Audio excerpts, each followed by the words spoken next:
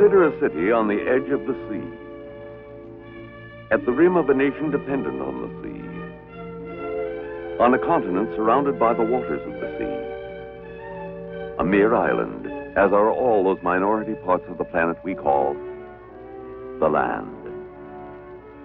From here, at Nation's End, see the unending sea as a kind of symbolic road to distant responsibilities, distant friends and enemies, resources we must have to survive, let alone prosper. Consider the shore as somewhat more than just a beach, for it is, in fact, a dividing line for the two parts of the earth, the only place in all the universe so divided, for all we know to date. Talk no more of 7 seas, but of one sea, indivisible, this single sea that rings the planet, that covers our world from northern ice to southern ice. The single sea, covering untold empires of mountain and canyon, of plain and desert. A home for living things, far more akin to us perhaps than life elsewhere, if any, out in space. A treasure trove of vital resources, as we are just beginning to know. But one sea, for all its swirls and roars, for all its restlessness, and yet, for all its nearness, a realm unto itself. Float over it, fly over it, move within it, wrapped in your old familiar atmosphere. Enjoy the hobbies, the sports, the diversions of it all. But before the immensity and the wonder of the sea, before all that it is that we do not know, we have but dipped our toes. To begin, at long last, to do more, to go further, men have begun to go down to the sea, not to cross it, not to play within it, but to dwell, to live for a while. Consider, for example, the Bermudan neighborhood of the sea. Here in SeaLab I, 4 men lived and worked for 11 days at a depth of 193 feet. But how long can how many men work, live, and survive at how great a depth without coming out? We do not know the limit yet. But now, it is a year later, and men are ready to extend the limits if they can. Here another adventure is in the readying stage, another exploration into that hostile, alien place we call the sea.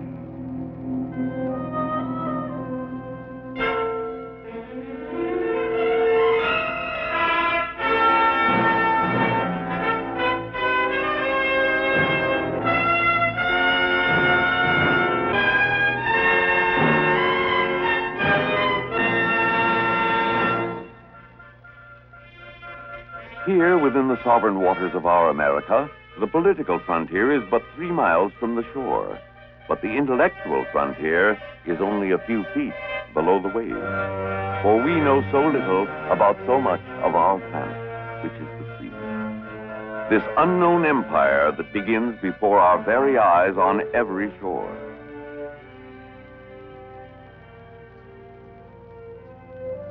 Captain Lewis Melson, commanding, along with George Bond, also a captain in the United States Navy and a doctor of medicine, now make ready for SeaLab II, 1 mile off the shore of La Jolla, California.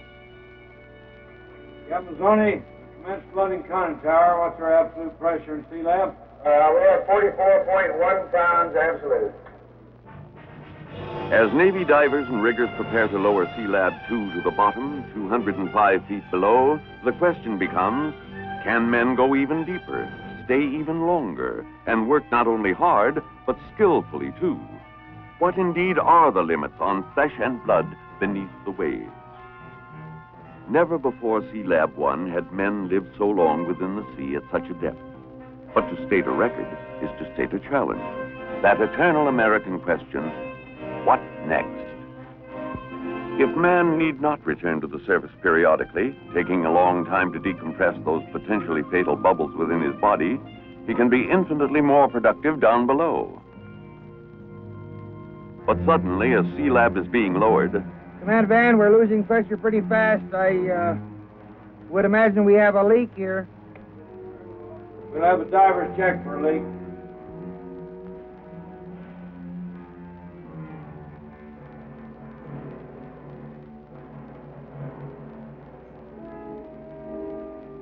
This was an unconventional kind of leak where the helium atmosphere inside the SeaLab was being forced by its own pressure to escape. Captain, divers report leaks at all port vents. Are we still losing gas rapidly? We're losing gas fairly rapidly. I think we could probably stay ahead. Very well. Diving station, let's continue to lower away. We can't stop. I repeat, we can't stop at 60 foot for check. We're losing gas. We have only 8,000 cubic feet of helium to get to the bottom. We must continue to lower away. It became a race. Get SeaLab to the bottom right now, where the approximately equal pressures would keep the water out, the vital gases in. And so, 205 feet down, Captain SeaLab on the bottom. The pressure is holding at about 102 pounds, absolute. Very well. the personnel transfer capsule, or PTC, goes down first. In case anything goes wrong in the SeaLab capsule, the PTC, kept at the same pressure as the SeaLab itself, will be the one refuge for the men. It will also be their elevator for the ride back to the surface when their stay is over, 15 days later. 2 other 10-man teams will follow this one, each to remain 15 days, excepting Scott Carpenter, however. The astronaut, who is to become an aquanaut, will remain below 30 consecutive days. Among the 10 men are a doctor, an engineer, and 2 oceanographers. Master Diver Price and Captain Walter Mazzoni, in charge of physiological and atmospheric control, witness the departure. The first team is to get the SeaLab habitat operating, to explore the sea around it, to study marine life and the flow and temperature of the water, and to be in themselves human experiments in the physiology of man as he exists and labors within the sea. Down here, you can pay stiff prices for what would be small mistakes on the land or near the surface. While Wilbur Eaton rigged a lifeline to a SeaLab, Commander Scott Carpenter, the team leader, enters through an open interface of water, held at bay by the equal pressures within the capsule. Diving station. Aquanauts Carpenter and Eaton have entered SeaLab II. Aye, Command Van. The second aquanauts are getting dressed and will be ready in about 5 minutes. And so, toward the end of August, the 45-day SeaLab II experiment begins. The men go down into an opaque and murky bit of the ocean, far more typical of the ocean as a whole than those crystalline, technicolored deeps off Bermuda. Down they go, accompanied always, never alone. In deep-sea diving, you owe your life, sooner or later, to the buddy system. Inside SeaLab, you begin your life as an alien to this realm by breathing an atmosphere of 80% helium, 16% nitrogen, and only 4% oxygen. For ordinary air, would be a deadly gas mixture at these pressures of 100 pounds per square inch, 7 times those of sea level. It is almost as if you were on another planet, though you are within the territorial waters of the United States. Aquanaut Carpenter exchanges greetings with astronaut Gordon Cooper, orbiting the Earth in Gemini 5. History's first chat between the bottom of the sea and outer space. Hello, SeaLab. Good, how you doing, Scott? Good to hear from you down there. I got you, Pluto. You almost fixed you this time. We just got down this afternoon, and we're glad we got a chance to tell you what it means. Imagine now the routine of 45 days beneath the sea, exploring the cold depths where water temperatures range between 48 and 52 degrees, setting out lines to the underwater weather station, mapping the sea bottom, even taking a census of the fish, a kind of sample inventory of a future food supply for the proliferating human race. This offshore region of the ocean is known as the continental shelf, which hugs all the continents, an explorable realm 3 times the size of the United States for seafood and minerals.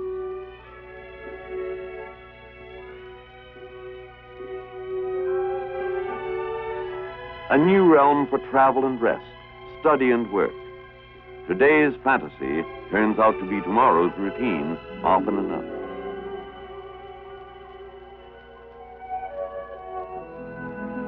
Already, if you take the fisheye view, the interlopers are making themselves at home.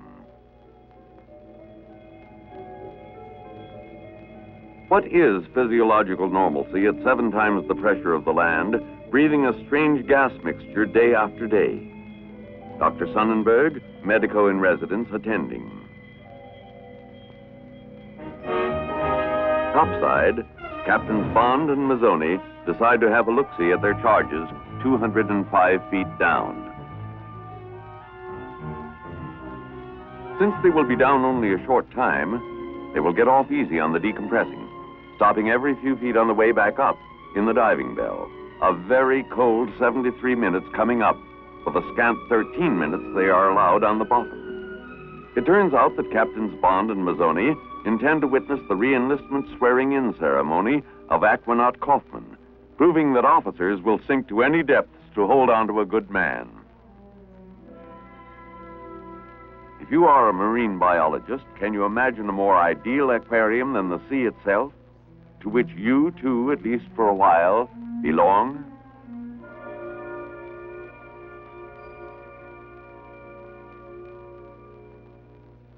The cold black water was not an attractive medium for work, but in their early forays, the aquanauts managed to install the underwater weather station, a permanent emplacement.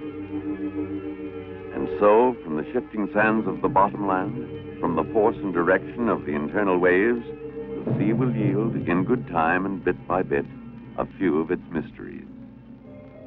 Man, too, has his mysteries, and he submits to frequent mathematical testing and even to electrocardiograms, both in and out of the water, as a constant check on his heart. The question always, what is normalcy under high pressure and a strange gas mixture?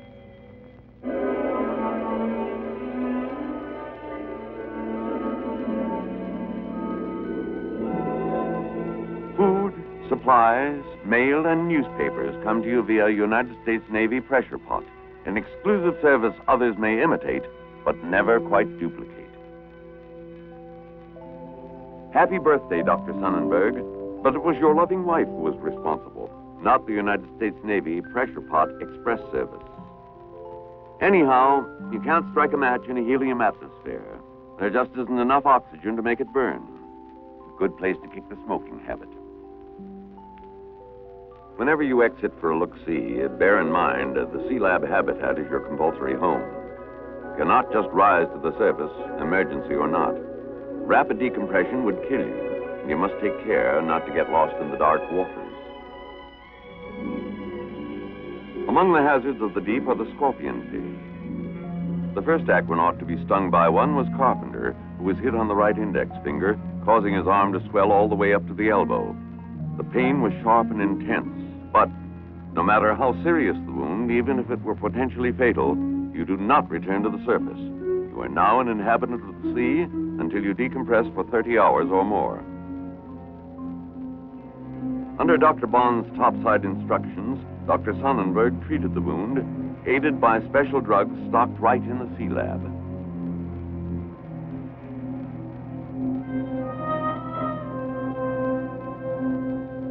With 3 members of Team 2 already on board, the first team waits to depart, 15 days after sinkdown. It's farewell to Carpenter, who will remain below another 15 days.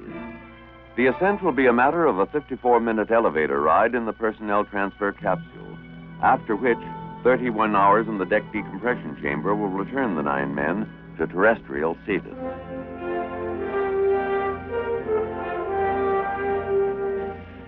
You keep in touch with Topside by electrowriter, and Topside keeps an eye on you, Big Brother-like, with its one-way television monitor, while the rest of Team 2 makes its way down what one of them called the longest 200 feet in the world.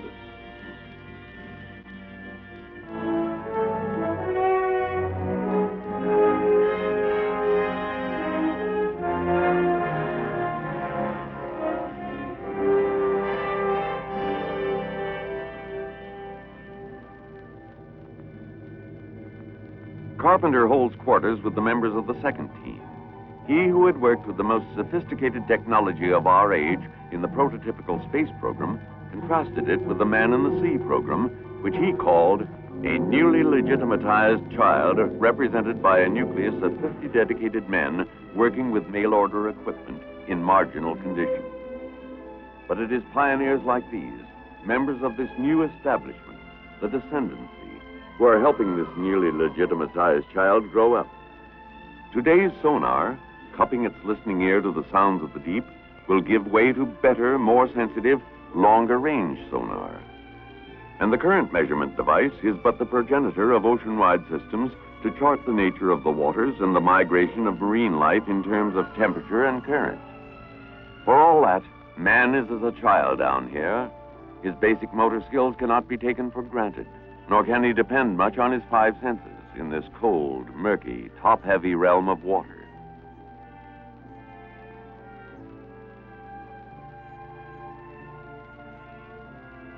You develop a certain gladness to be home again. Home, sweet helium breathing, crowded, celibate, teetotaling home, with its constant tests and measurements and checks.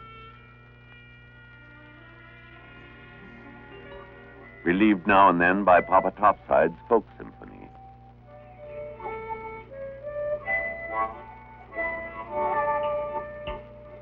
How do you like that one? Oh, it was very difficult. The SeaLab's own symphony comes complete with the curious sound that breathing helium imparts to the human voice.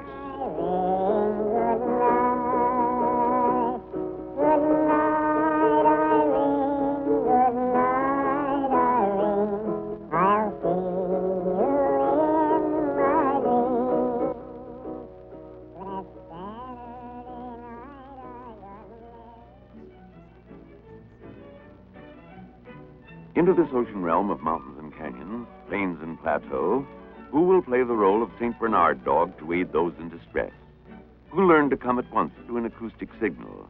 Who learned to carry mail and a lifeline to a diver pretending to be lost? Who visited the aquanauts during their bottomland forays?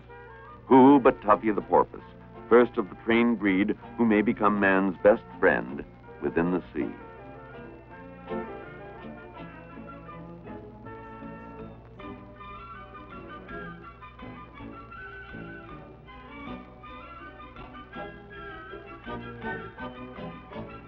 Sunday was normally a day of comparative rest, a day made more meaningful by the SeaLab prayer. Safeguarding care in all the many hours of their life under the sea.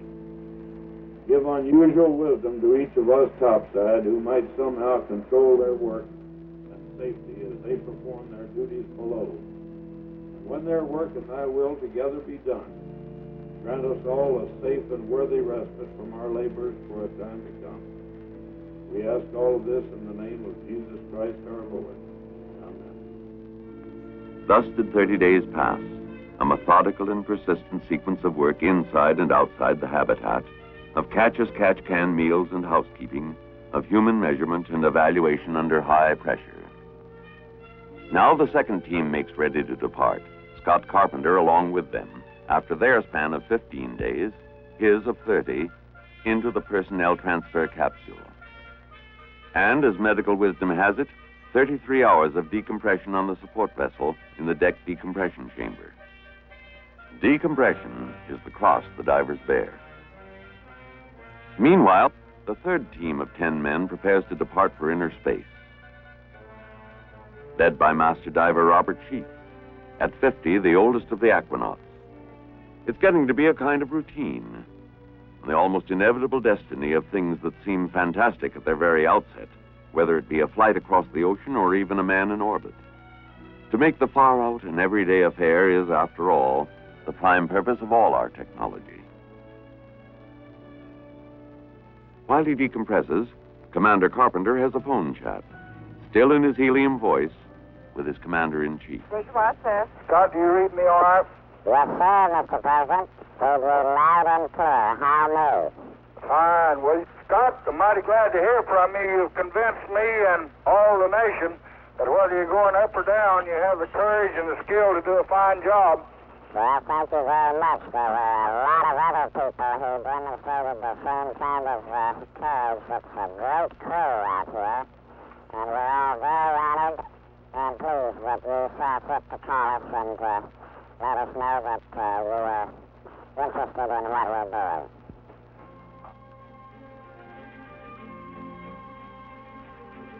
Then comes that happy moment when you become, except for your memories, like other men again, breathing the natural atmosphere of Mother Earth.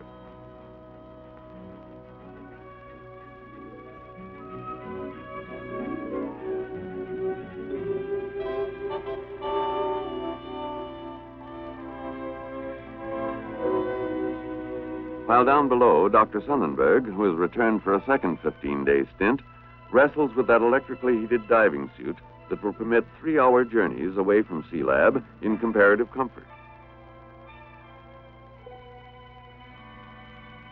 The prime objective of the third team was to try new underwater salvage techniques. Using a special foam, they raised barrels and an aircraft hulk from the bottom. With special torque-free tools, working on the explosive principle, they attached plates and lifting surfaces to part of a submarine hull. Older tools like the spear and the fishhook can be very useful too. You may not like sashimi, that Japanese delicacy roughly translated as raw fish, but frying is verboten down here. Hydrocarbon smoke doesn't mix well with helium in a delicate man-made atmosphere. This team and Team 2 made excursion dives to the rim of the underwater canyon 266 feet below the surface. Master Diver Sheets, however, went with another man to the 300-foot mark, followed thereafter by other members of the team. Afterward, they dined on plankton, that floating microscopic life of the sea, saying it tasted like nuts. But always, you dive with another man not far away. The brief history of deep diving has proved time after time that the best of divers needs help desperately sooner or later. Equipment can fail, and men can go astray in this pathless world.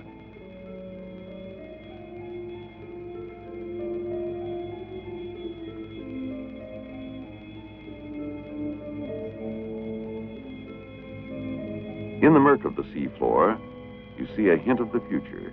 Mining by bottom coring, a miniaturized sample of what one day may be gigantic machines gathering minerals from the bottomland.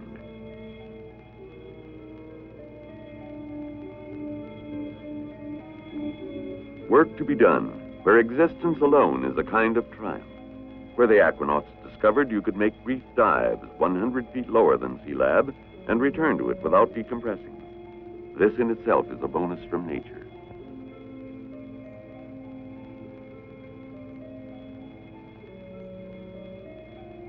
"45 days have passed since the first 10 men came to live here, and now the time has come for anchors away, for men and hardware too.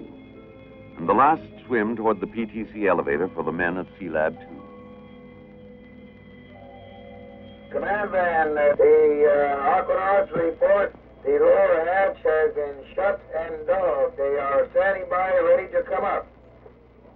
Very well.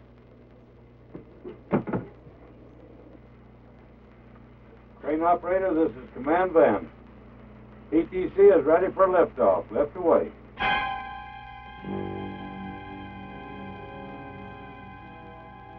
A crucial moment as the personnel transfer capsule breaks water. It contains 10 men still under sea bottom pressure who must decompress slowly or die. A faulty valve, a leak, a single mistake of the many that are possible could turn the capsule into a coffin. As it is, the ancient art of rigging is not the least of the skills you need in this particular kind of oceanography.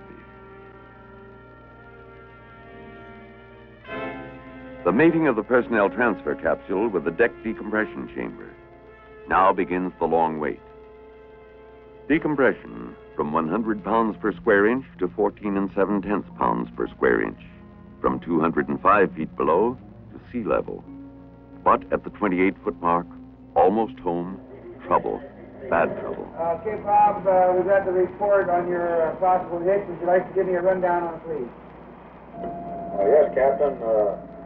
I have a pretty deep-seated pain in my right leg. It started about an hour ago. It started at the right knee and has now progressed up to my hip, and pain is increasing in intensity. I thought I'd better report this as a possible death. Okay, wait one. Let me check here, Ralph. I think we better hold at 26 feet.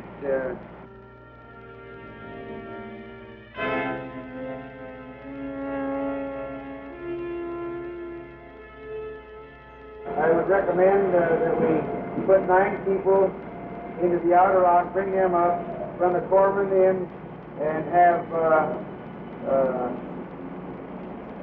the inner lock brought on down to 60 feet and try Bob on the oxygen treatment table and see how it goes there, bring him up separately. And so, from the outer lock in a quiet, tired moment, after the requisite 35 hours, 9 men emerged from decompression.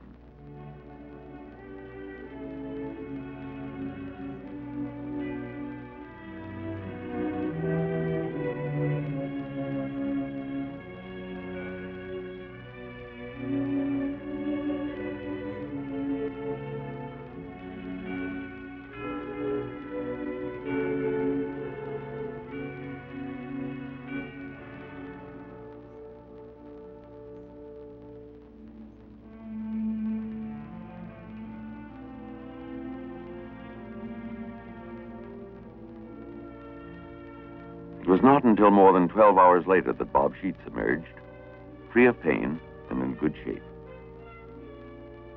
Even the home away from home, a shell empty of men, is once more upon the surface, floatable elsewhere for another chapter in this ongoing adventure of man within the sea. Perhaps we shall see her again as SeaLab III. The commendations of today, the just pride for work well done, set the stage for the eternal question of all adventure: where do we go from here? Perhaps we will routinely send men to 800 feet soon, to 1,700 and more feet within some years, to live, to work, to study.